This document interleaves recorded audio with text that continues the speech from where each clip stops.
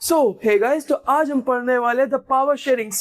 ये आखिरी लेक्चर होने वाला और मजा भी आएगा। स्टोरी स्टार्ट होती है लेबनान से।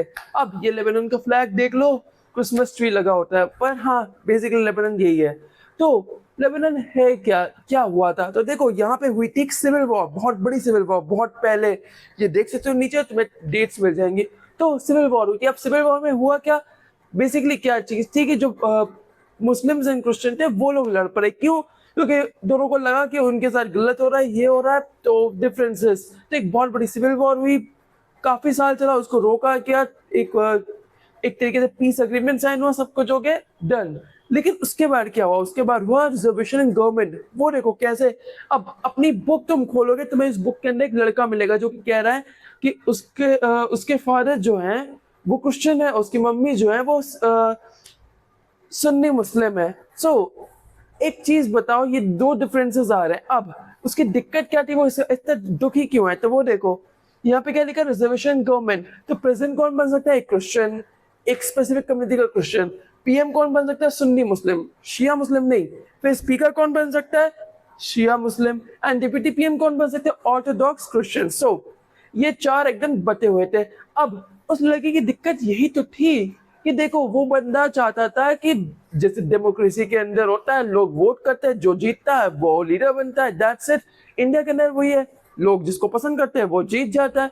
अब बात यह है कि वो इसलिए परेशान था क्योंकि अब सोचो, उस उसके पिताजी, अगर वो अपने पिताजी की तरफ से जाता है तो उसे बस सिर्फ डिप्टी पीएम बन सकता है, दैट्स इट। अब सोचो तो तुम अगर डैड का फेट फॉलो करते हो तो तुम डिप्टी पीएम ही बन सकते हो, प्रेसिडेंट नहीं बन सकते। और अगर वो मॉम का अपना वो फेट फॉलो करता है तो उसे पीएम बन सकता है, पर वो कभी भी प्रेसिडेंट नहीं बन सकता। और यही जो दिक्कत थी उसे कि देखो, चाहे वो अनफेयर एक तरीके से कि अगर वो चाहे भी कुछ भी कर ले, सिर्फ अपने रिलीजन के कारण वो बन ही नहीं सकता, और इसी वजह से उसे खतरा करा था। लेकिन देखो, power sharing to avoid violence, अब ये इंपॉर्टेंट भी इसलिए था क्योंकि देखो अगर ऐसा ना हो हो सकता है इन फ्यूचर फिर से सिविल वॉर हो, फिर लोग लड़े, फिर लोग मरे।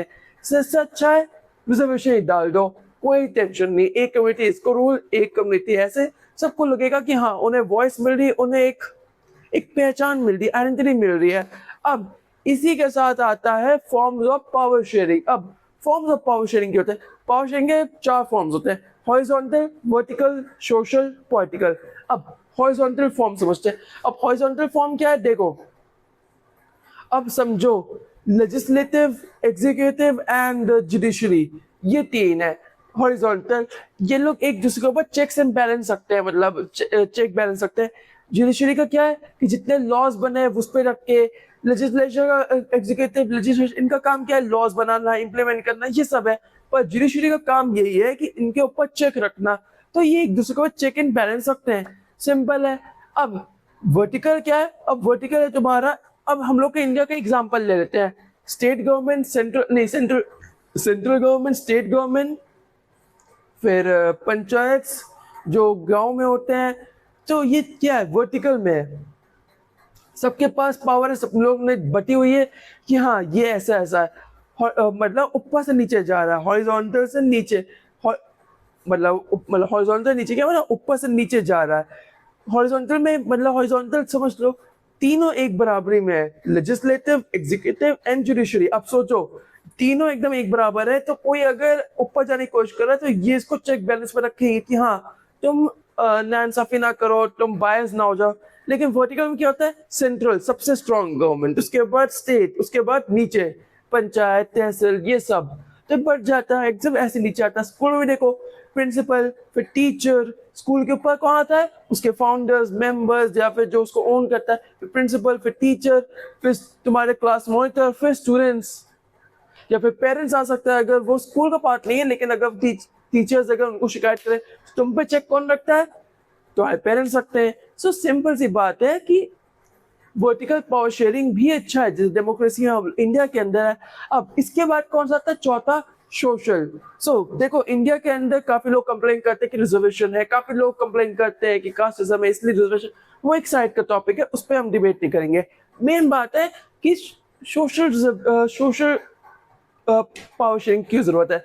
अब सोचो कोई पर्टिकुलर ग्रुप हो जिसको ना दे गवर्नमेंट एकदम, कि एकदम एक ऐसी गवर्नमेंट है जो एक पर्टिकुलर ग्रुप को ना दे, माइनॉरिटीज को दबा दे, ये कर दे।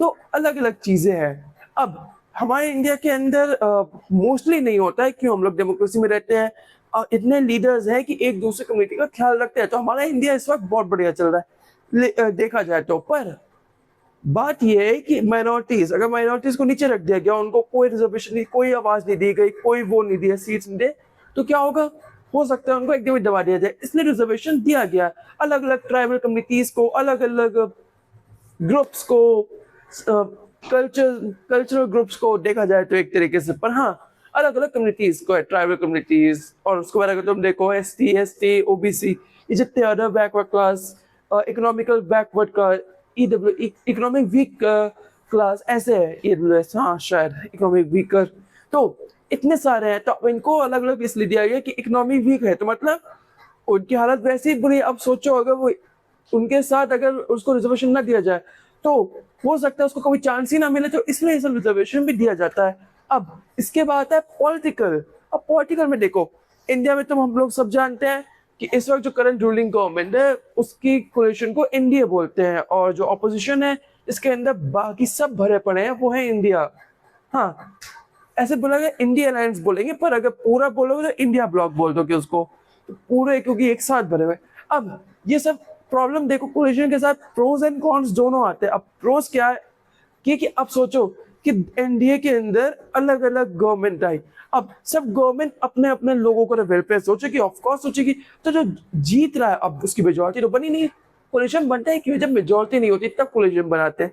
कोलिशन बना, अब सोचो एक पर्टिकुलर ग्रुप ने देखा कि हमारे ग्रुप के साथ बहुत बुरा हो रहा है, हम छोड़ के जाएंगे, या फिर अगर छोड़ दिया तो मेजोरिटी टूट जाएगी, इसलिए सब लोग एकदम एक दूसरे का ख्याल रखते हैं। इसलिए जो कोलिशन गवर्नमेंट होती है वो एक तरीके से चलती भी है, लेकिन उसी जगह पे अब देखो कौन में देखो, तुम उसको देख सकते हो इंडिया ब्लॉक से। अब देखो वहां पे क्या है, ढेर सारे ग्रुप्स हैं, ढेर सारे पॉलिटिकल भी।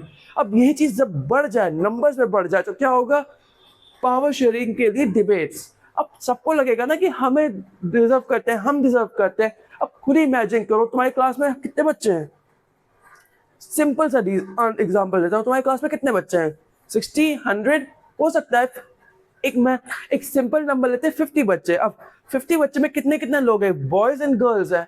अब इमेजिन करो, जस्ट इमेजिन करो, बॉयज एंड उन दोनों को में बोला जाए कि एक ही सिर्फ बनेगा, सिर्फ एक, पूरे कम्युनिटी के बॉयज एंड गर्ल्स में से सिर्फ एक बनेगा, और वो एक ही डिसाइड करेगा कि तुम लोग क्या करोगे क्या नहीं करोगे, तो सबको बुरा लगेगा ना। तो सोचो कुछ अगर गेम्स फेयर में सिर्फ एक हो, वही गर्ल्स को डिसाइड करे और वही बॉयज को डिसाइड करे। अब गलती से अगर कोई गर्ल बन गई या गलती कोई बॉय बन गया, और वो तुम्हारे पर्टिकुलर जेंडर का नहीं हुआ, तुम्हारे पर्टिकुलर आइडियोलॉजीज का नहीं हुआ, तो क्या होगा। अब सोचो एक लड़का बन गया, उसने बोला कि हम तो सिर्फ क्रिकेट खेलेंगे, दैट्स इट। तो जो गर्ल्स हैं, जो लोग कुछ और खेलना चाहती, बैडमिंटन खेलना चाहती, वो लोग गर्ल्स फुटबॉल खेलना चाहती थी, वो नहीं खेल सकते। क्यों, क्योंकि एक बंदे का दिमाग चला कि मैं तो सिर्फ क्रिकेट खेलूंगा। अब इमेजिन करो उसी के गर्ल्स में बन जाए, अब उसने डिसाइड किया कि नहीं मैं तो फुटबॉल खेलूंगी, एंड फर्क नहीं पड़ता, तो बाकी लोग बॉयज पसंद होंगे। अब गर्ल्स में भी जिनको चेस खेलना था, इमेजिन करो, कोई लड़कियां थी जिनको चेस खेलना था, कोई लड़कियां थी जिनको बास्केटबॉल खेलना था। अब सोचो वो लोग का क्या होगा, तो उनके लिए भी तो आवाज देवी। इसलिए मेक श्योर किया जाता है कि अगर गवर्नमेंट ऐसे बने तो सबका वेलफेयर देख के हो, सबकी आवाज हो, और इसलिए हमारे पास इतने सारे एमपीज होते हैं। अगर पार्लियामेंट देखा तो इतने सारे एमपीज क्यों होते हैं, बेसिकली इतने एमपीज का सिंपल सा रीजन होता है कि सबकी आवाज को वहां तक ले जाना, particular group, particular area, particular शहर, स्टेट, सब कुछ।